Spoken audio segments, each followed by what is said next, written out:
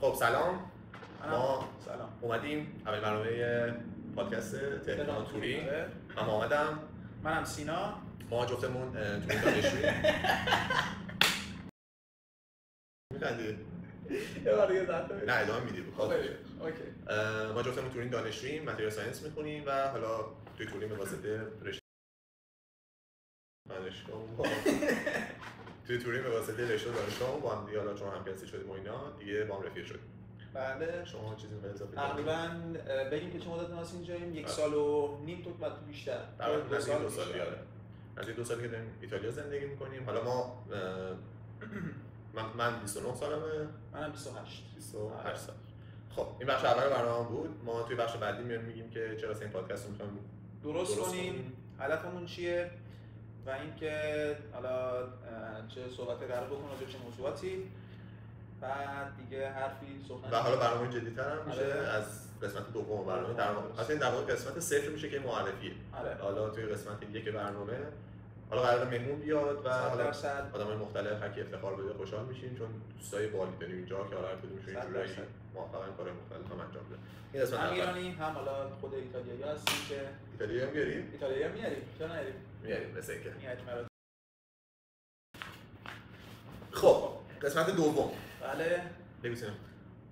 خب راجع به برنامه‌مون بگیم که کلا تو این پادکست قرار راجع به چیا صحبت کنیم، به چه موضوعاتی بپردازیم که معمولاً حالا اگه موضوع خاصی پیش بیاد حتما اون راجع به صحبت می‌کنیم و اینکه غیر از اون چیزای روزمرگی و حالا اتفاقاتی که تو هفته میفته راجع به دوستی، رفاقت، رابطه، حتی یه جاهایی راجع به ورزش چون مال عالی هم سینا بارسایی هم و شما شاهد کلکل خیلی آره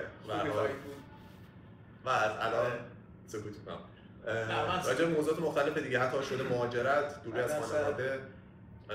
حالا شما اگر موضوع به ذهنتون میرسه حتما برای ما بنویسید کامنت که راجع به صحبت اگر اطلاعات یعنی در حد خودمون اطلاعاتی که داشته باشید حرف بزنید راجعش. و اینکه لطفاً حمایت کنید با سابسکرایب، لایک و کامنت که میذارید. واقعا این خودش انرژی میده که بخوایم ما رو ادامه بدیم و من همیشه کیفیت عالی اینو پیش ببریم. مثلا ویدیو بقیه رو می‌دیدم میگفتم که خب اینایی که میگن که حتما مثلا از بیننده میخوان که آقا سابسکرایب کن، کامنت بذار، لایک کن فلان، اگه یه روزی خودم بسازم این کارو میکنم یا نه؟ خیلی سخته. دیدیم که باید بکنیم.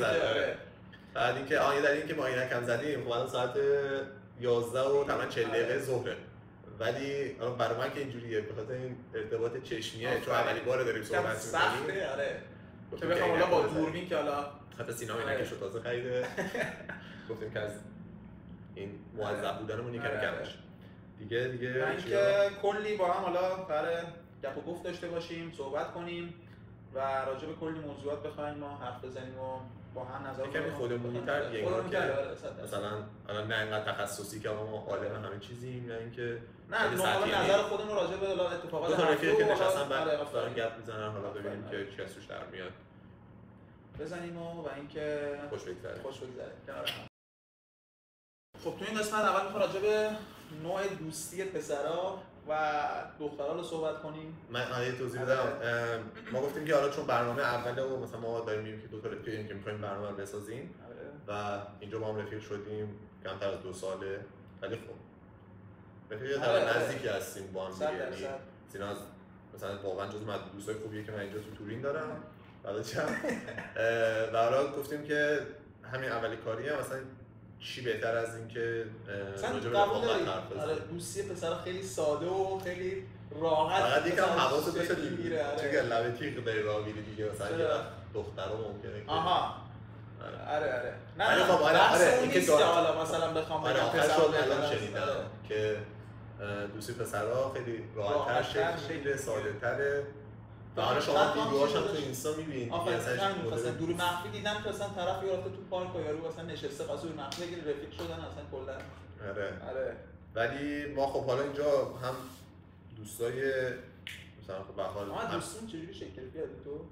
دوستیمون اول بار فکر کنم تو همون ما قبل اینکه از ایران مهاجرت کنیم هم کلاسیایی که الان هستیم فکر کنم 11 نفریم دیگه. 11 نفریم و حالا توی اون گروهایی که بود واسه مهاجرت و اینا بچه‌ها منتظر وقت سفارت بودن همدیگه رو پیدا کرده بودن. من یادم یکی از بچه‌ها مسی اومده بود گذاشته بود که کیا متریال ساینس رشتم هم نبود. متریال ساینس تورینگ میخونن. بعد اینکه ما این گروه زدیم هم دیگه پیدا کنیم. واسه بچه‌ها همینجوری یکی به اون گروه جوین شدن. نفر آخر بودم. تو کیمیا فکر می‌کنم اون نفر آخر بودی. آفرین. بعد حالا من اولین نفر کار ویزا و سفارت و اینا هم انجام شد اومدم. بعد من بچه‌ها یکی که اومدم و تو کیمیا بازم آخرین نفر فکر کنم. ما در دسامبر چیز شدیم اومدیم و تو از من از 23 سپتامبر اومدم. تو چند ماه 3 ماه فکر کنم زودتر اومده بود اینجا. آره. بعد حالا سینا به من یکی دو بارم پیام دادی گفتم جزوه درس من نفرستادم که تو مسافرتی.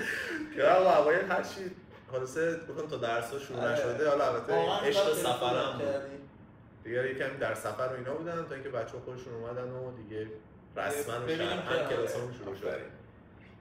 دیگه سیمو من فکر می‌کنم حالا بیشترش اونجا شکل گرفت که حالا اومدیم توی اینجا با هم حالا بالاخره. آخه حالا من میگم من 8 سال مثلا خودم گرگان دانشجو بودم تنها زندگی می‌کردم ولی به هر حال آدمای مختلف دیده بودم دیگه تو زندگیم دوستی‌ها و رفاقات مختلف داشتم. یه جوری شده بود که حالا خیلی نمیگم آدم شناسم ولی خب میفهمی کسی یکی انرژی شغال بچه درستی هست یا نه. تو واقعا بچه درستی هستی. خدا ان شاءالله جدا از این آدم خانواده دار و با شخصیتی هستی. حالا من خیلی اذیتت میکنم ولی حالا بارسایی هستی ولی به هر حال دیگه حالا تو هم از مخلوقات خدایی و خلاصه که آره از اونجای شروع که رفتیم هتل و با هم اتاق شدیم بکنم که بیشتر سر به سر هم گذاشتیم و آره کلا پسرها هر چقدر هم دیگه رو بیشتر شوخی کنن اذیت کنن بیشتر با هر چی سطح شوخی بالاتر بره سرمیش بیشتر میشه دیگه. حتی حالا مثلا قبل آخر ما خوابگاهمون رو الان تو خوابگاه زندگی می‌کنیم. قبلش یه سری مسابقات بود توی تورین که المپیک دانشجویی بود. آره مال آمریکا بود دیگه میزبانش بود. و این خوابگاهی که ما هستیم قرار بود که ورزشکارا بیان اینجا، ما قرار بود که ببرن یه خوابگاه دیگه. و تو اون خوابگاه دیگه که برده بودن من و سینا با هم اتاق شدیم. الان اینجا هم اتاقمون یعنی اتاق من همین اتاق پشتیه. یعنی اتاقمون کنار همه ولی با هم اتاق نیست. تقریبا دیوار به دیوار میشه. آره. بعد اونجا دیگه حالا صمیمیتمون بیشتر شده و هی به هر حال بعد داستان‌های مهاجرت و اینکه دنبال کار و که یه پولی در بیاریم بودیم که باعث شد که بریم. حالا من که مدیا رو خیلی دوست داشتم، سینا هم کلا پادکست مخصوصا ورزشیش رو خیلی دوست داشت بزنه. گفتیم که شروع کنیم کار دیگه. چیزی می‌خوایم پیش ببریم. اضافه کنیم. چیزی که گفتیم چجوری بالاخره آشنا شدیم و اینا دیگه. و بریم بخش آخر فکر می‌کنم. بریم بخش آخر. بخش آخر ویدیو. ما راجع به اینکه چجوری با هم دیگه آشنا شدیم، چجوری رفیق شدیم با هم دیگه و حالا اینکه چی شد اصلا می‌خوایم پادکست رو شروع کنیم جدا از علاقه به مدیا اینا یه تا یه حدیش هم دیگه کم کم درآمدزایی اینا هست. فقط دانشجوییم و دیگه نیازه که شروع کنیم یه کاری رو انجام بدیم. حالا چی بهتر از این زمینه‌ای که علاقه داریم بهش. آره دقیقاً 100% که حالا حتما بهترم میشه حالا ویدیو گذاشتنمون رو آره ما الان تو تجهیزات ما الان اولین ویدیومونه. آره داریم با دوربین گوشی میگیریم که آره دوربین گوشی اوکی میکروفونه که میشه برقرار اذیت کنه ولی بعدا تجهیز میشیم حتما با حمایت بچه‌ها که حالا آره دوله تویلا ولی در کل حالا بحث مالیه خیلی زمان بره که تا به درآمدی برسه ولی خب گفتیم حداقل استارتش رو بزنیم و 100% منظم و آره یه بار دیگه ویدیو میدیم بیرون. آره آخر هفته معمول الان امروز جمعه است. فکر کنم شنبه یا یک شنبه حالا ما آخر هفته اینجا رو داریم میگیم شنبه یا یک شنبه ویدیو بیاد. آره چون ادیت شو فلان اینا کار دیگه هم هست تو بخوام. آره تایم امتحانمون هم هست.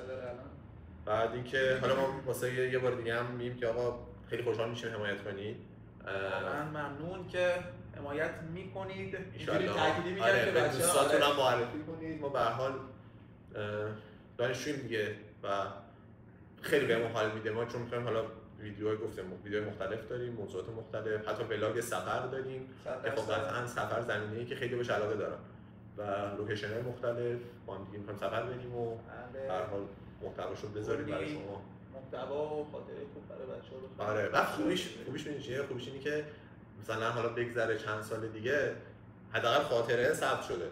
اون تایم اون صحبتی که کردیم به کنار جایی که رفتیم ولاگایی که درست می‌کنیم و اینا خاطرات ثبت شده تو اینترنت هست. این خیلی باحاله. اینو کی میگفت پاشا، حالا کامبیز و پاشا پادکست پلنت که من خودم خیلی جفتشون رو دوست دارم.